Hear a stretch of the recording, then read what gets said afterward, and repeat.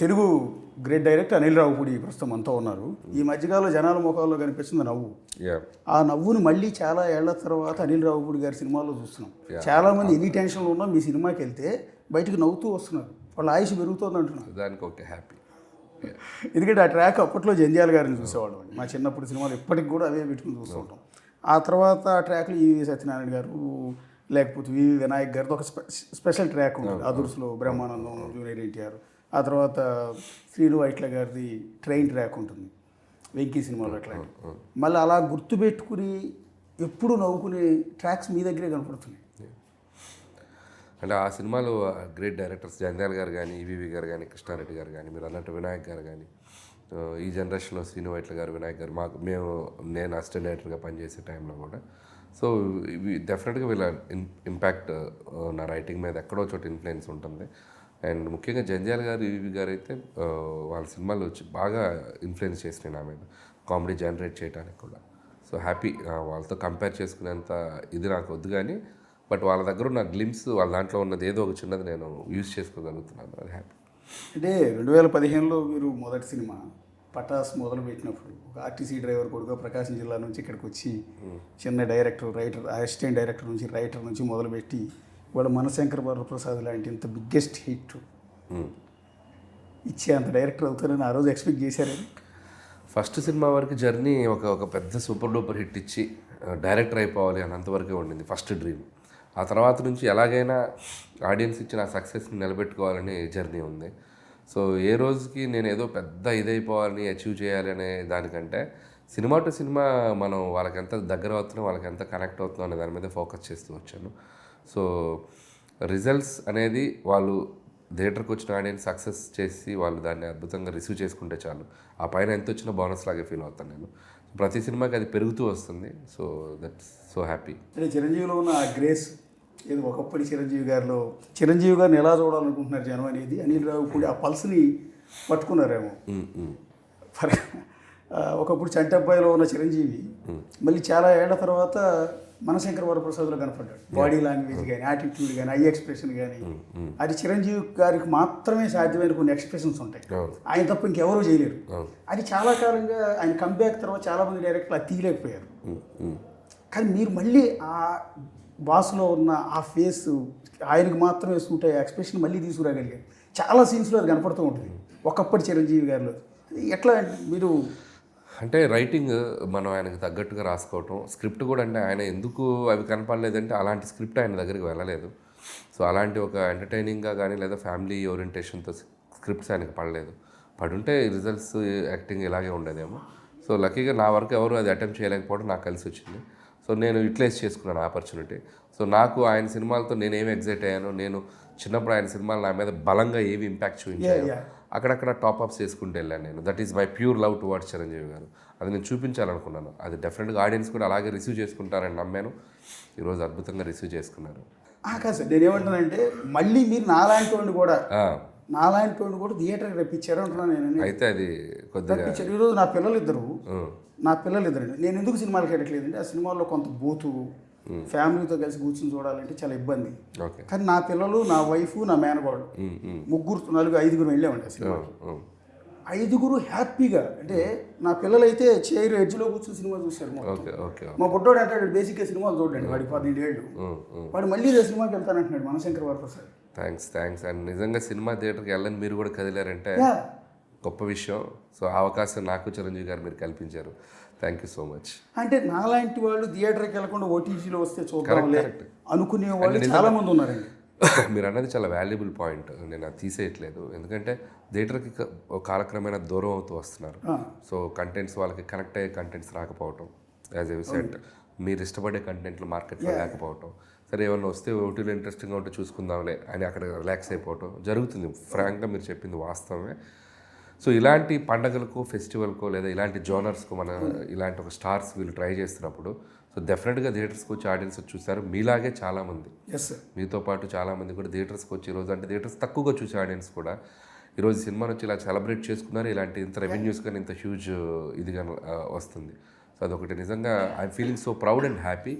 So ఆ cinema తాలూకు respect ఉన్నవాళ్ళు, సినిమాని ఇలాగే చూడాలనుకున్న ఆడియన్స్ కూడా థియేటర్స్కి రాగలుగుతున్నారు. అవునండి. ఇంకోటి ఫ్యామిలీతో కలిసి సినిమా చూసే పరిస్థితులు లేవండి. ఇప్పుడున్న పరిస్థితులు ఏంటంటే ఒకటి సస్టైనబిలిటీ కోసం కావచ్చు, ప్రేక్షకుల ఆదరణ కోసం కావచ్చు, వాళ్ళు ఎక్స్పెక్ట్ చేస్తున్నారు కాబట్టి ఆ వల్గారిటీ అనేది కామన్ అయిపోయింది. కానీ మీ సినిమాలో ఎక్కడా వల్గారిటీ కానీ ఆ క్లీన్ కామెడీ, ఆ క్లీన్, ఇప్పుడు జంజాల గారి సినిమా కామెడీని ఎప్పుడు వంకబెట్టలేము.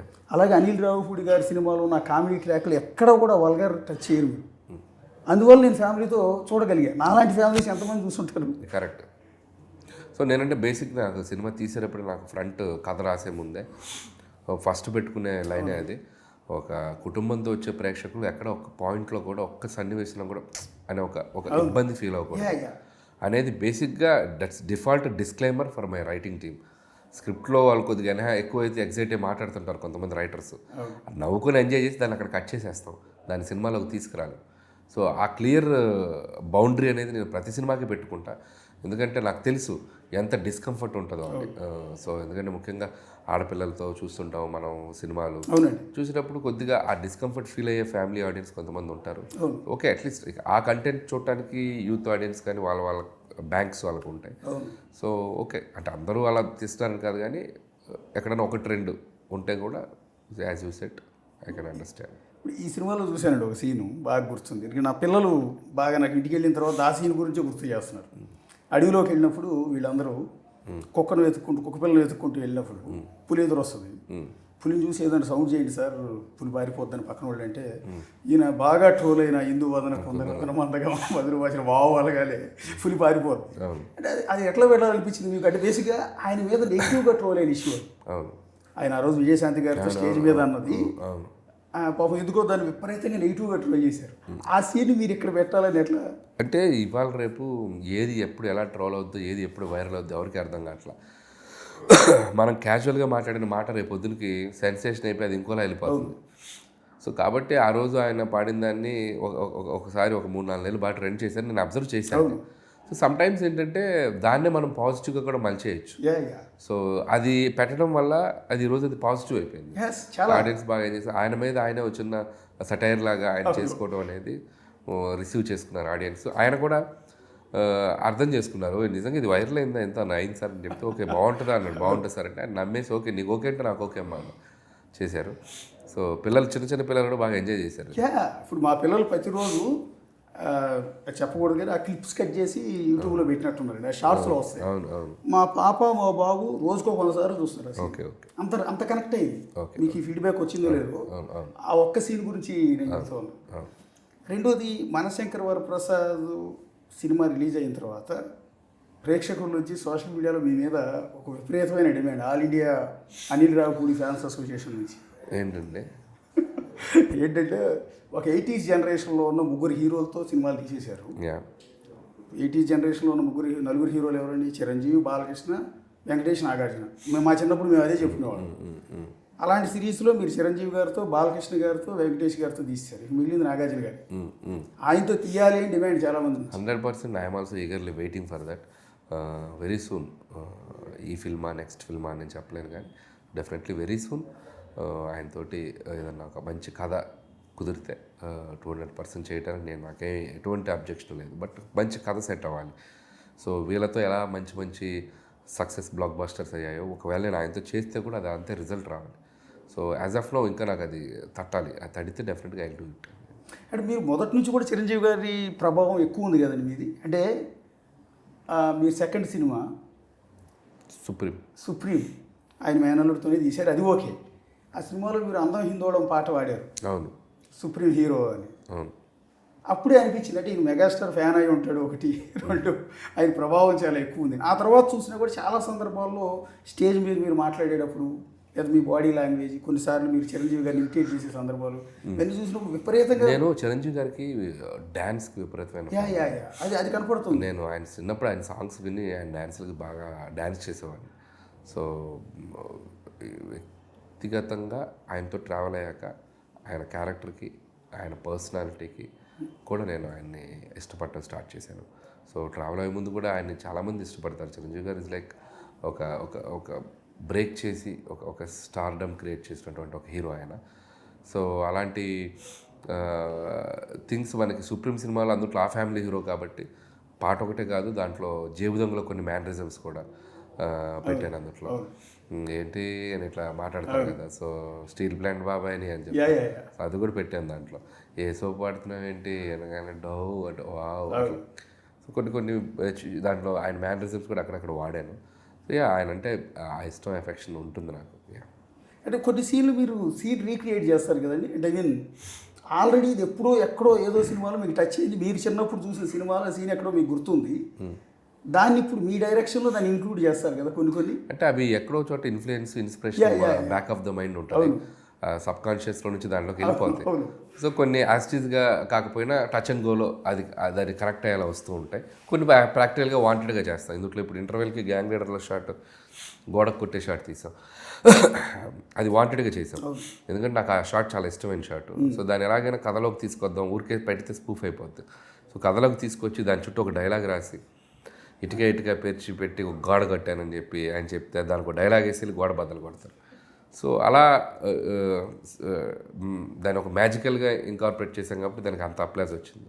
అంటే తెలుగు ఇండస్ట్రీలో ఉన్న ఒక చిన్న ప్రాబ్లం అది, మీరు యాక్సెప్ట్ చేయరు కానీ ఒక హీరోని ఇంకో హీరో ఇమిటేట్ చేయడం అనేది చాలా ఇబ్బంది. అందులో మెగాస్టార్ లాంటి వ్యక్తి మీరు వెంకటేష్ క్యారెక్టర్ని, వెంకటేష్ మేనరిజాన్ని మీరు చిరంజీవి గారితో చేయించారు. ఆయన పాటని ఈయనతో డ్యాన్స్ చేయించారు. సరే ఈయన పాటని ఆయన డ్యాన్స్ చేయటం వేరు, ఆయన పాటకి ఈయనతో డ్యాన్స్ చేయించారు. ఎక్కడ చిరంజీవి గారు వద్దులే అంటాం కానీ అట్లా లేదు. నాకు ఆయన ఫుల్ కంఫర్ట్, చిరంజీవి గారు కానీ వెంకటేష్ గారు కానీ ఇద్దరితో చాలా కంఫర్ట్ ఉంది. సో వాళ్ళిద్దరు అంతకంటే మంచి ఫ్రెండ్స్. ఓకే, సరదాగా ఈ సినిమాని అల్లరి చేసేద్దాం డిసైడ్ అయ్యాం, అల్లరి చేసేసారు. సో దానికి ఎటువంటి బౌండరీస్ లేవు, ఇదే చేయాలి ఇది చేయకూడదు అనేది లేదు, ఏది వస్తే అది ఎనర్జెటిక్గా పెర్ఫామ్ చేసేసారు.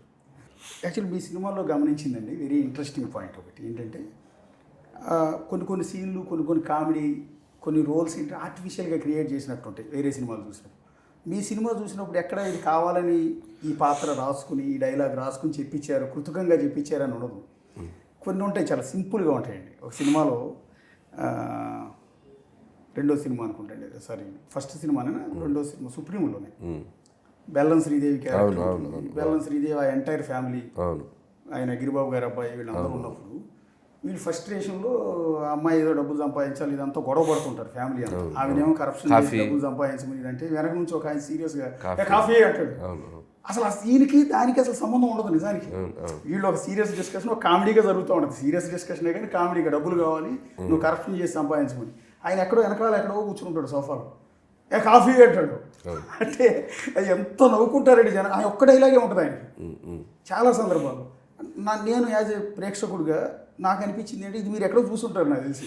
అంటే మనం రైటింగ్ అప్పుడు మనం రాసే విధంగా ఎలా ఉంటుందంటే మనం ఎక్కువ అబ్జర్వేషన్లో ఉంటాం. ఎక్కడో చోట సబ్ కాన్షియస్లో మనం చూసినవి ఎక్కడో మన లైఫ్లో మన చుట్టాల్లోనో బంధువుల్లోనో ఎవరో క్యారెక్టర్సే మన సినిమాలోకి వస్తూ ఉంటాయి. నేను ఎక్కువ అబ్జర్వ్ చేస్తుంటాను. సో మనం ఒక పనిలో మాట్లాడుతుంటే సంబంధం లేకుండా ఒకటి అడుగుతుంటారు, అలా వచ్చిందే అది. సో అది రియల్ లైఫ్లో ఎక్కడో ఎక్స్పీరియన్స్ చేసే ఉంటాను అదే సినిమాలో. అది బేసిక్ ఏ సినిమాలో కనపడవు ఈ రోలు. అసలు ఆ పాత్రకి ఆ సీన్కి సంబంధం లేని క్యారెక్టర్ ఇన్వాల్వ్ అవుతుంది, వెనక నుంచి పిలుస్తుంది, జనాల కాన్సన్ట్రేషన్ దాని మీదకి వెళ్తుంది. ఒకే డైలాగ్ ఇప్పుడు అంతేగా ప్రదీప్ గారితో. అది ఎట్లా చెప్పించారు, బేసిక్గా కామన్ వర్డ్, అందరూ వాడే వర్డ్ అది, అంతేగా అంటాం మేము. దాన్ని మీరు పట్టుకుని ఆ సినిమాలో ఫోకస్ చేసిన తర్వాత ఆ అంతేగా అనే పదానికి ఎంత వెయిట్ పెరిగిందంటే ఇక అనిల్ రావుపూడి గారు సొంతంగా రచించిన వర్డ్స్ అయిపోయినాయి. అంటే అదే వన్ లైనర్స్ కానీ ఎప్పుడు మనం ఆ కథలో ఇన్వాల్వ్ అయ్యి వచ్చేవి ఎప్పుడు ఆడియన్స్ బాగా రీకాల్ వాల్యూ ఉంటుంది. సో అవి నేను ఏ సినిమాలో చూసినా ఏదో ఒకటి తీసుకుంటున్నారు ఆడియన్స్. సో హ్యాపీ అంటే వాళ్ళు అంత కనెక్ట్ అవుతున్నారని అర్థం సినిమా. అదే మీకు అదిగే ఫీడ్బ్యాక్ ఇస్తున్నాను. ఇప్పుడు రాజాది గ్రేట్లో ఉంటుందండి, అది కూడా ఒక సంబంధం లేదు సీన్, అసలు అవసరం లేదు కూడా. కానీ దాన్ని ఎంత బండిచ్చారంటే జనాలు మైండ్ సెట్ దాని మీదకి వెళ్ళిపోయింది. ఒక గోల కామెడీ, విపరీతమైన కామెడీ నడుస్తూ ఉంటుంది. పోసాని గారి ఇంట్లో వాళ్ళ బ్రదర్స్ భార్యల్ని కొట్టడం, రవితేజ ఎంటర్ అవ్వటం, హీరోయిన్ని తీసుకుని అతనితో గేమ్ ఆడటం, ఇదంతా ఉంటుంది. దాని బిఫోర్ ఇంట్రడక్షన్ ఏముంటుంది, ఎవరో పంతులు గారు వస్తాడు, బయట పక్క పట్టిస్తారు. పంతులు గారు వచ్చి మా గుడికి డబ్బులు ఇవ్వాలంటే పంతులు గారిని కొట్టి వీళ్ళు కొడతారు. ఈ క్యారెక్టర్లు ప్రతి ఊళ్ళో ఉంటాయి, ఈ అతి ఇదంతా. కానీ ఆ పంతులు గారు జుట్టు మొత్తం విరబోసుకుని ఇంటెదురుగా పగ సాగిస్తాను ఓ పోస్టర్ ఉంటుంది కృష్ణ గారి సినిమా, అక్కడ కూర్చుంటాడు. ఆ పోస్టర్ ముందు ఇలా కూర్చుంటాడు, కూర్చుని వెనకాల టైటిల్ కనపడతా ఉంటుంది. పగ సాధిస్తాను వీళ్ళ అంతం చూస్తాను అన్నట్టుగా ఎదురుగా కూర్చుంటాడు. కూర్చుని వీళ్ళు పతలమయ్యే వరకు అక్కడే కూర్చొని ప్రతి సీన్లో ఇంట్రడ్యూస్ చేస్తారు. కొంచెం ఫైనల్ పోస్టర్ జై మందిరా వేస్తారు. మందిరం వస్తుంది. అంటే ఎట్లా అది ఎట్లా అంటే మీరు చాలా డెప్త్ సబ్జెక్ట్ అది. పగ సాధిస్తా అంటే ఇతను పగ సాధించడానికి అక్కడ కూర్చున్నాడు, ఇది కొట్టాడు కాబట్టి. తర్వాత జయం పొందారు, విజయం సాధించాడు, వాళ్ళు నాశనం అయిపోయిన తర్వాత వాళ్ళు ఇబ్బంది పడిన తర్వాత రాసిపోయాడు. డెప్త్ సబ్జెక్ట్ కానీ దాని పల్లెటూరులో చెట్టు కింద కూర్చుని ఒక అన్ఎడ్యుకేటెడ్ 80 ఏళ్ళ ముసలావిడికి కూడా అర్థమయ్యేటట్టు చూపించారు. అది మీకు మాత్రం సాధ్యమైనది ఎట్లా అనేది అంటే కామెడీ రాసేటప్పుడు ఒక్కొక్కసారి క్యారెక్టరేషన్తో చేస్తాం, ఒక్కొక్కసారి సిచ్యువేషన్గా ఎంత లూప్ లాగా తీసుకెళ్తే అది వర్కౌట్ అవుద్దని. ఇంకా అంటే డిఫరెంట్ ఎక్స్పెరిమెంట్స్ కామెడీలో కూడా ఒక్కొక్కటి అలా ఎక్స్పెరిమెంట్ చేసుకుంటూ వెళ్తామే. సో లక్కీగా మీరు చెప్పిన బిగినింగ్ ఆఫ్ మై కెరియర్లో ఇలా చేసుకుంటూ చాలా రిజిస్టర్ అయ్యాయి చాలా ఎంటర్టైన్మెంట్ ట్రాక్స్. సో వెళ్ళే కొద్ది ఇప్పటికి దాదాపు 9 సినిమాలు తీశాను. ఇంకా ఎలా ఎక్స్ప్లోర్ చేయాలి, ఇంకా ఎలా ఎన్హాన్స్ ఎలా చేయాలనేది కామెడీలో అది నిరంతరం ఎక్స్పెరిమెంట్ చేస్తూనే ఉండాలి. సో అది ప్రతి సినిమాకి ఒకలా వర్కౌట్ అవుతూ వస్తుంది. So thanks. ఇప్పుడు మీకు మీ సినిమాల్లో ఒక్కొక్క సినిమాలో ఒక్కొక్క కామెడీ ట్రాక్ ఎప్పటికీ గుర్తుండిపోద్దండి. అది యూట్యూబ్లో ఇంకొక 30 ఏళ్ళ తర్వాత కూడా ఈ సీన్ చూస్తారు. ఇప్పుడు జంధ్యాల గారు 30 ఏళ్ళ క్రితం సీన్ మేము ఎట్లయితే చూస్తున్నాము, రేపు మా నెక్స్ట్ జనరేషన్ మీరు ఇప్పుడు తీసిన సినిమాలో ఫర్ ఎగ్జాంపుల్ సెటిలేరు నీకు ఎవరిలో ట్రైన్ ట్రాక్ ఉంటుంది. చాలా లార్జ్ ట్రాక్ అది. బండ్ల గణేష్ని ఇంట్రడ్యూస్ చేసిన దగ్గర నుంచి మొదలు పెడితే ఎంతసేపు నడుపుతారు మీరు, ఎక్కడ బోరు కొట్టించకుండా రావు రమేష్ గారి దగ్గర నుంచి మొదలుపెట్టి ఎంత అద్భుతంగా నడిపారు. అంటే ఈ స్టాండర్డ్ ఇది ఒక అనిల్ రావుపూడి మార్క్, ఇది ఈ కామెడీ ఎవరు అంటే అనిల్ రావుపూడి అంతే అనేది క్రియేట్ చేసుకున్నారు. అదే సినిమా టు సినిమా ఆడియన్స్ దగ్గర వాళ్ళ మీద నాకు ఒకరితో గెయిన్ అయిన ట్రస్ట్ కానీ రెస్పెక్ట్ కానీ సినిమా టు సినిమా మౌల్డ్తో వచ్చిందండి. ప్రతి సినిమాలో ఎంటర్టైన్మెంట్తో పాటు ఏదో ఒక స్ట్రాంగ్ కంటెంట్, ఏదో ఒక స్ట్రాంగ్ ఎమోషనల్ కంటెంట్ చెప్తూ వస్తున్నాను. Not only fun. సో వాళ్ళు దగ్గర అవడానికి సో మెనీ ఫ్యాక్టర్స్ ప్రతి సినిమాలో యాడ్ అవుతూ వస్తున్నాయి. పాటలు అవ్వచ్చు, ఒక జనరేషన్కి యాక్షన్ నిలబడితే యాక్షన్ అవ్వచ్చు, సో ఫ్యామిలీ ఆడియన్స్ కోసం ఫన్ అవ్వచ్చు, అలా బ్లెండ్ చేసుకుంటూ వస్తున్నాను ప్రతి సినిమాలో. ఫ్రమ్ సంక్రాంతికి వస్తున్నాం త్రూ అవుట్ ఇక ఆ బ్లెండ్ ఎక్కువ చేసుకుంటూ వచ్చాను. సో ఫ్యామిలీ ఎంటర్టైన్మెంట్కి సంబంధించిన ఫన్ ఎలిమెంట్స్ కానీ, సో అవి సినిమా టు సినిమా మనం ఎంత ఎక్స్ప్లోర్ చేయటం స్టార్ట్ చేసుకుంటూ వెళ్తే మన ఆడియన్స్కి అంత దగ్గర అవుతూ వెళ్తాం. సో కీప్ ఆన్ నా మీద నేను వర్క్ చేసుకుంటూ అనలైజ్ చేసుకుంటూ ఎక్స్పెరిమెంట్ చేసుకుంటూ వస్తున్నానండి. అది వర్కౌట్ అవుతూ వస్తుంది. మీ F2 బేసిక్గా ఫ్రస్ట్రేషన్ అందరికీ ఉంటుందండి. నేను కూడా ఒక ఫ్రస్ట్రేషన్లో ఉంటాను, ఆయన ఫ్రస్ట్రేషన్ ప్రతిరోజు ఇంట్లో ఫ్యామిలీతో వైఫ్తో ఫ్రస్ట్రేషన్ ఎక్కువగా స్టార్ట్ అవుతుంది. చాలా బయటికి చెప్పుకోలేరు. మీరు ఆ సున్నితమైన పాయింట్ అందరికీ కనెక్ట్ అయ్యే పాయింట్ పట్టుకుని మీరు F2, F3 2 సినిమాలు తీశారు, ఎక్కడ బోర్ కొట్టించకుండా. అంటే బేసిక్గా మీకు కూడా ఫ్రస్ట్రేషన్ డెఫినెట్గా. అంటే వైఫ్ అండ్ హస్బెండ్ అనగానే యూనివర్సల్ పాయింట్ అండి. ప్రతి ఇంట్లో ఉంటుంది ఆ ఫన్ ఫ్రస్ట్రేషన్. అదే ట్యాప్ చేశాను, అందుకే ఆ రోజులు అది అంత పెద్ద హిట్ అయింది. సో ఇప్పుడు కూడా వైఫ్ అండ్ హస్బెండ్ కథల్లో చాలా కాన్ఫ్లిక్ట్స్ ఉంటాయి, చాలా యాంగిల్స్ ఉంటాయి, చాలా ప్రాస్పెక్టివ్స్ ఉంటాయి. మనం ఎంత దూరమైనా వెళ్ళొచ్చు, అది తవ్వుకుంటూ వెళ్తూ ఉంటామే బావిలాగా. కాబట్టి నాకు ఆ జానర్ ఇష్టం. సో అది అందినప్పుడల్లా, అవకాశం కుదిరినప్పుడల్లా దాంట్లో ఎంత ఫన్ జనరేట్ చేయాలి, ఎంత ఎంటర్టైన్మెంట్ చేయాలి, అట్ ది సేమ్ టైం దాంట్లో ఎంత వాల్యూస్ చెప్పాలి. నాట్ ఓన్లీ ఫన్, ఆ వాల్యూస్ చెప్పడం కూడా నేను మిస్ అవ్వకుండా చేసుకుంటూ వస్తున్నాను. ఈవెన్ దీంట్లో కూడా చాలా ఇంపార్టెంట్ సీన్స్లో చాలా మంచి మంచి కంటెంట్స్ డిస్కస్ చేయడం జరిగింది. సో అవకాశం దొరికినప్పుడల్లా ఫన్నే కాదు, ఏదో ఒక వాల్యుబుల్ కంటెంట్ ఆడియన్స్కి ఇవ్వాలనేది ఆలోచిస్తాను నేను. సో ప్రతి సినిమాలో కూడా.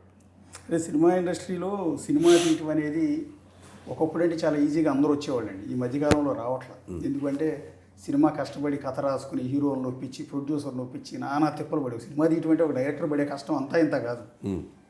అలాంటిది ఈ మధ్యకాలంలో స్ట్రగుల్స్ తీరా అంతా కష్టపడి సినిమా రిలీజ్ చేసిన తర్వాత రిలీజ్ చేయాలంటే థియేటర్లు దొరకవు చాలామందికి.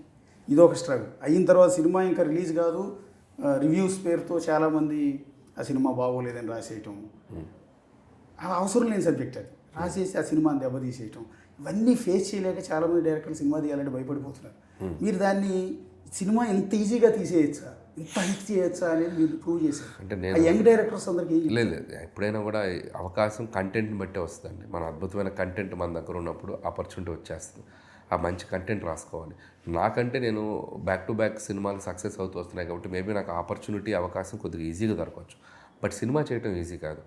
మళ్ళీ ఆ కథ రాసుకోవటం, ఆ సినిమాని ఎగ్జిక్యూట్ చేయటం, ఆ రన్నింగ్లో ఆ సినిమాని తీయటం, అగైన్ దట్స్ ఎ ప్రాసెస్. దానికి చాలా కష్టపడుతుంటాం. అంత ఈజీగా తీసుకొచ్చుకొని చాలామంది అంటారు అనిల్ చాలా ఈజీగా తీసేస్తాడు, అంటే అది ఈజీ కాదండి. సినిమా మేబీ వాళ్ళకి అలా కనపడొచ్చేమో కానీ మేబీ దట్ అనాలిసిస్ చేసే వాళ్ళకి దాని వెనక చాలా కష్టం ఉంటుంది. ఒక కామెడీ సీన్ రాయాలన్నా, ఒక కామెడీ సీన్ని వాళ్ళకి నచ్చేలా తీయాలన్నా దాన్ని రాయటానికి దాన్ని డిస్కస్ చేసి మేము తీసుకునే ఎఫర్ట్స్ చాలా ఉంటాయి.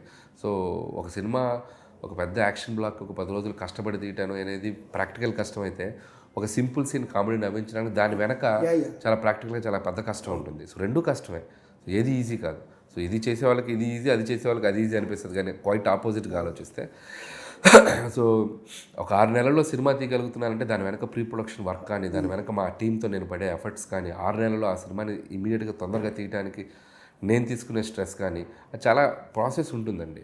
But at the end of the day తక్కువ టైంలో తీయగలుగుతున్నాను అనేది వాళ్ళకి అనిపిస్తుండొచ్చు, ఒక ఆ మాట అనుకునే వాళ్ళకి. బట్ అది చాలా కష్టపడుతూనే తీస్తాం, అంత ఈజీ అయితే కాదు. సో దాని వెనక చాలా ప్రాసెస్ ఉంటుంది, చాలా స్ట్రెస్ ఉంటుంది. అంటే ఇవాళ రేపు యూట్యూబ్లో చిన్న షార్ట్ ఫిల్మ్ తీసి దానికి 1 మిలియన్ వ్యూస్ వస్తే వాళ్ళు ఎక్కడో కూర్చుంటున్నారు. అంటే ఎదుటి మనిషిని కూడా మనిషిగా చూడలేని అహంకారం బలుపు నెత్తికెక్కుతున్నాయి చాలామంది. ఇన్ని హిట్స్ వచ్చినా కూడా ఇండస్ట్రీలో ఇంత పెద్ద టాప్ డైరెక్టర్ అయినా కూడా మీలో అహంకారం అనేది ఇంత కూడా కనపడుతుంది. అదే అన్నాను కదా నేను, అంటే మీలో ఉండటం ఎలా అనేది నేనేది ఎలా ఎదిగినా కూడా ఇంకా ఒదిగి ఉండాలి అనేది. అది బేసిక్గా అది పెరిగిన వాతావరణం, నేచర్ అండి, అంతే. అది మనం తెచ్చిపెట్టుకొని ఇప్పుడు ఇది యాక్ట్ చేస్తే రాదు, లేదా ఇది ఇలా ఉంటే బాగుంటుంది ఆడియన్స్ కోసం అంటే రాదు. బేసిక్గా నేను అంతే, మనిషి నేచర్ అంతే. నేను మిమ్మల్ని అందరూ ఇష్టపడుతున్న కారణం ఏది? కార్లో వెళ్తే ఎవరైనా కనపడితే దిగి మాట్లాడేస్తాను నేను. బేసిక్ నేచర్ అంతే. మిమ్మల్ని మీ మీద నెగిటివ్ ప్రతి మనిషికి 50% పాజిటివ్ 50% నెగిటివ్ ఉంటుంది. 99% పాజిటివ్ ఉన్నది మీ మీదే. మిమ్మల్ని తిట్టుకునేవాళ్ళు ఎవరు లేరు, మిమ్మల్ని విమర్శించేవాళ్ళు లేరు, మీ మీద వివాదాలు ఉండవు. అన్ని విధాలు పాజిటివ్గా తీసుకుంటే మీ యాటిట్యూడే నిజానికి. అంతే, అది మనం తెచ్చిపెట్టుకున్నది కాదు, దట్స్ మై నేచర్. అది ఎస్ సార్. మీ విజయ పరంపర 9 సినిమాలు కాదు 99 సినిమా కూడా నేను మళ్ళీ ఇంటర్వ్యూ చేయాలి. ఇదే సక్సెస్ మనం సెలబ్రేట్ చేసుకోవాలని కోరుకుంటున్నాను. దానికన్నా ముందు కన్క్లూడ్ చేసే ముందు ఒక్కటి, మీ డెడికేషన్కి, మీ కమిట్మెంట్కి, మీ డైరెక్షన్కి, మీ విజన్కి టేకే బాగున్నాను. అంటే మీలాంటి డైరెక్టరు నెవర్ బిఫోర్ ఎవర్ ఆఫ్టరే నా దృష్టిలో. యాజ్ ఏ ఆడియన్గా నేను కూడా 20 ఏళ్ల పై నుంచి మీడియాలో ఉన్న వ్యక్తిని చాలామందిని చూసా, కానీ ఇంత ఫ్రీగా మూవ్ అయింది ఒక్క డైరెక్టర్తో. నేను చాలామంది పొలిటీషియన్స్ని, సీఎంని ఇంటర్వ్యూ చేశాను, కానీ మీ దగ్గర ఉన్నంత ఆ ఫ్రీ ఎప్పుడు నేను చూడలేదు. అది కూడా నాకు అంతా హ్యాపీగా అదిగాడు మిమ్మల్ని. Never before ever after director. Thank you. అది అనిల్ రావుపూడి గారితో మనశంకర్ వరప్రసాద్ ఆ బిగ్గెస్ట్ హిట్కి సంబంధించి ఆయనతో చేసిన ఒక స్మాల్ ఇంటర్వ్యూ.